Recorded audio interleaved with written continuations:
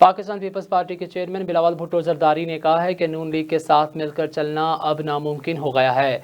मेरे वालिद को सबसे ज़्यादा अरसा जेल में मियाँ साहब ने ही डाला। इनके दौर में ही वालिद की ज़बान भी काटी गई। तफसीलात के मुताबिक अपडेट करें तो आपको बताएं, बिलावल भुट्टो जरदारी ने कहा है कि सियासतदानों ने इस इलेक्शन को संजीदगी से नहीं लिया। इलेक्शन के दौरान सियासी माहौल पहले जैसा नहीं है। मज़ीद अपडेट करें तो बताएं आपको, उन्होंने कहा कि अगर मियाँ साहब पाकिस्तान वापस आकर सुबह का दौरा करते तो ये पैगाम जाता कि इनके साथ साथ लोग मौजूद हैं। पता नहीं ये फैसला क्यों किया गया कि मियाँ साहब को बंद रखा गया है। बिलावल भुट्टो जरदारी ने मज़ीद कहा कि यह गलत तस्वुर दिया गया है कि सियासतदानों को सिर्फ लड़ना चाहिए, साथ मिलकर काम नहीं करना चाहिए। PTI और नून लीग से कह रहा हूँ कि हमें रूल्स ऑफ गेम तय करना चाहिए और जमहूरी इस्लाहात ज़रूरी हैं।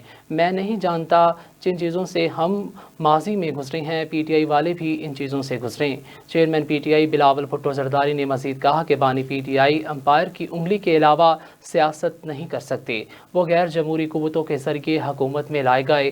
बानी PTI ने पार्लियामेंट पर लानत भेजी, नौजवानों को एक दूसरे के खिलाफ सख्त रास्ता अपनाने की तरबियत दी।